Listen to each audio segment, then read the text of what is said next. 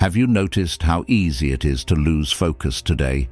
You check one notification, and suddenly 30 minutes vanish. You sit down to study or work, yet your mind drifts, your fingers wander, and distraction takes over. But there's nothing wrong with you. It's the world we live in. Constant noise, endless notifications, and content designed to hijack your attention. Our focus leaks away like water from a cracked bucket. Long ago, this scattered attention kept our ancestors alive. Today, it's slowly destroying our ability to think deeply. Studies show it takes 23 minutes to fully regain focus after a single interruption. Now think about how many times you interrupt yourself every day. But what if you could train your mind to shut out the noise, to enter a state so deep that the world around you fades away? This isn't a modern hack. It's a discipline born in Japanese Zen monasteries, Ichigyo-Zammai, the art of doing one thing with total presence. That's what we're exploring today. And before we continue, thank you to all the new channel members and everyone liking, commenting and sharing. You're a huge part of this channel, truly. Now tell me in the comments, what's your biggest distraction? Your phone, social media, or your own thoughts? All right, let's get back to the video. Chapter 1, Jake's Wake-Up Call. Jake Morrison was 16 when he realized he was falling behind, not because he was dumb, but because he couldn't focus. He understood math, physics, even programming, yet every time he tried to study, his mind drifted. 1 minute he was reading calculus, the next he was on Instagram. Halfway through a lesson, he'd pause to check a game score. But Jake had a huge dream, MIT, the kind of dream people laugh at when you're a C and B student. And they did laugh. "Bro, you want MIT? You can't even get a B in math." Jake laughed along, but inside, every joke felt like a punch. His parents weren't harsh, but they were worried too. "Jake, you have potential. You just need to focus." And Jake knew they were right. He did have potential. He just couldn't access it. Instead of studying, he'd drift into fantasies, imagining MIT, imagining success, imagining apologies from the friends who doubted him. Meanwhile, his assignments stayed untouched. Then, one day, after another terrible calculus grade, something snapped. Jake was done with being average, done with disappointing everyone, done with living in daydreams. But instead of giving up, he finally asked for help. Chapter 2, The Teacher Who Changed Everything. The next day, Jake went looking for someone he trusted. Mr. Tanaka, the quiet, calm math teacher everyone respected. While other teachers shouted, Mr. Tanaka only needed a glance to silence a room. Jake found him in the teacher's lounge. "Sir, I don't know what to do," Jake admitted. "I want to improve. I want to be a software engineer, but I can't focus. My mind keeps jumping everywhere." Mr. Tanaka listened quietly, then asked a simple question. "How many tabs do you keep open when you study?" Maybe 10. "And your phone?" "Right next to me, notifications on." Mr. Tanaka nodded, almost amused. "I know, Jake, because I was exactly like you." Jake's eyes widened. "Really?" "Yes, and the only thing that saved me was something my grandfather taught me." He wrote 2 words on a piece of paper and slid it across the table. Ichigyo-Zammai. Jake frowned. "What does it mean?"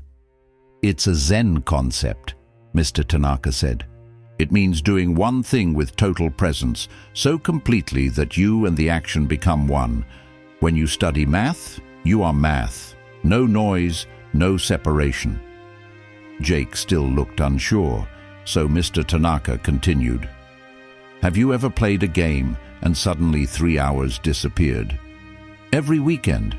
That's flow.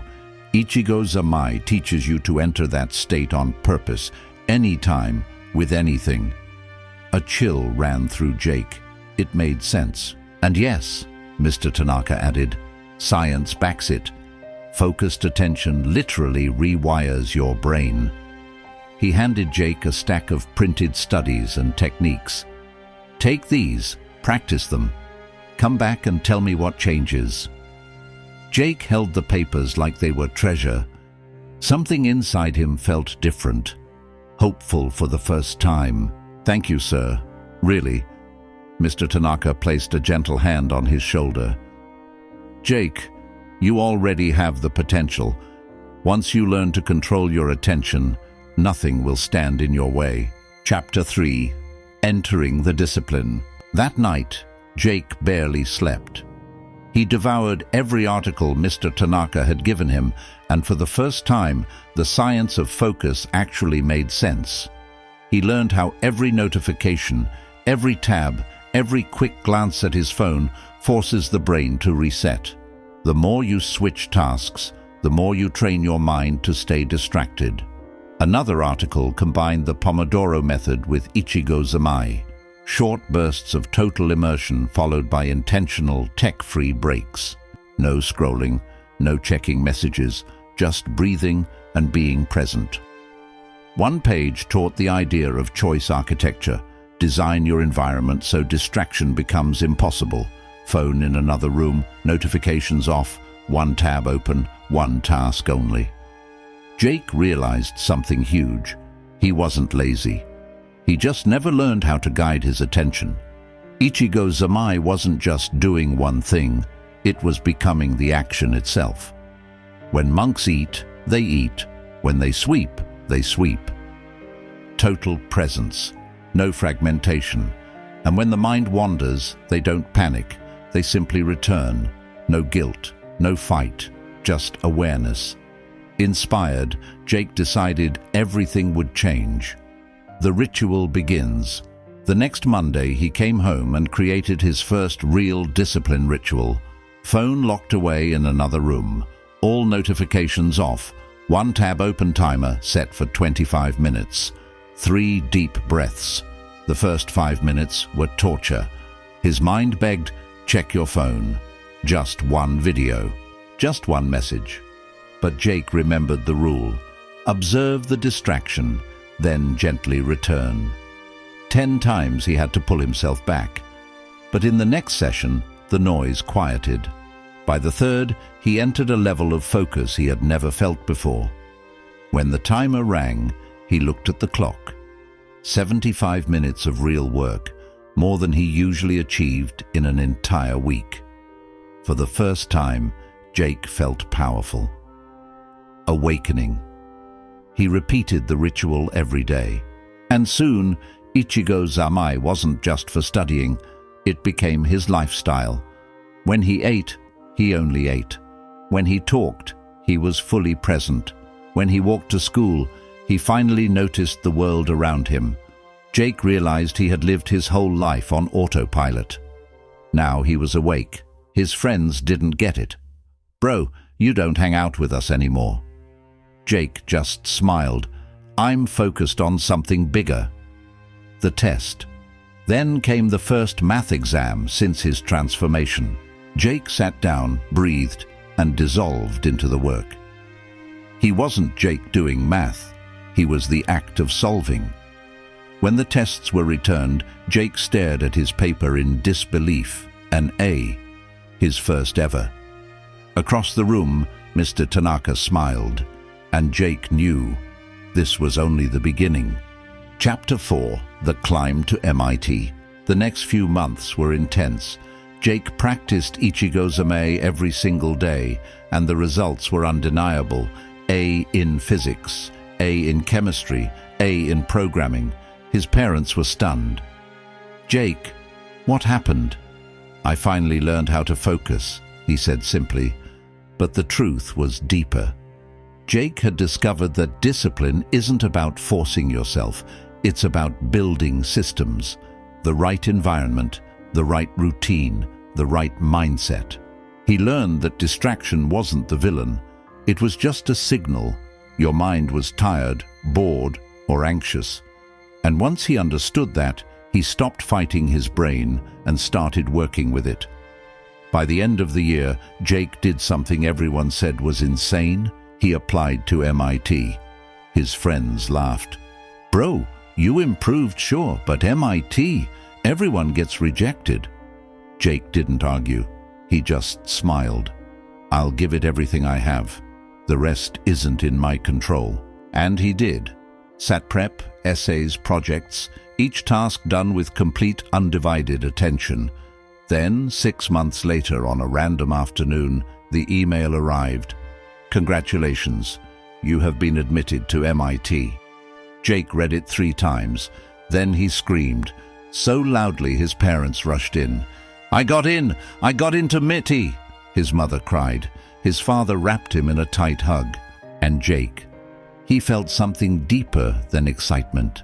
Gratitude. Not just for MIT, but for the lesson that changed his entire life. When you master your attention, you master your future. Chapter 5.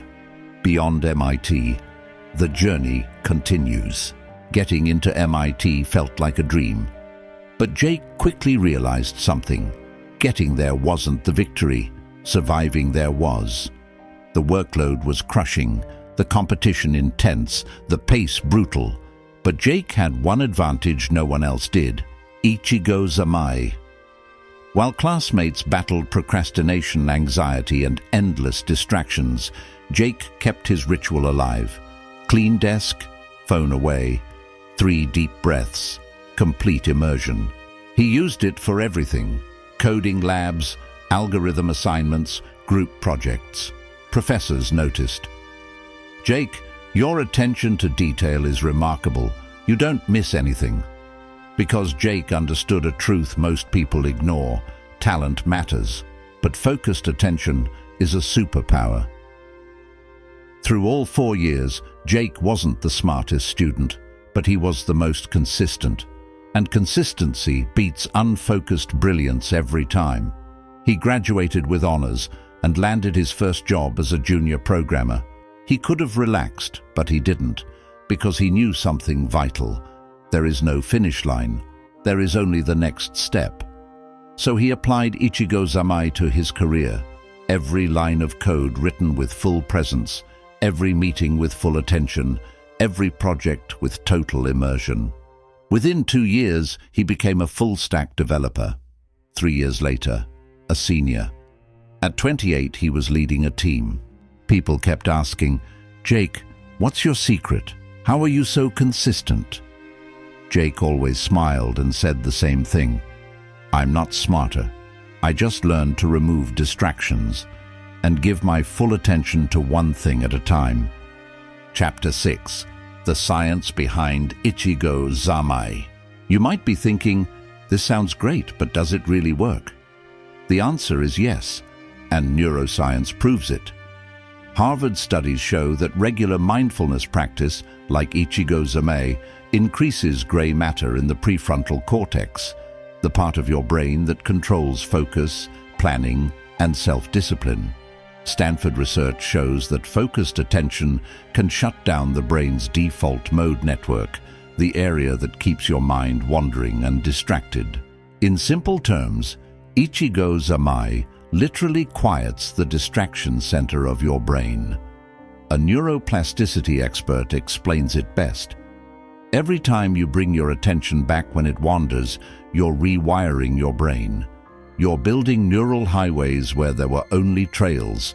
Focus is literally a workout for your mind.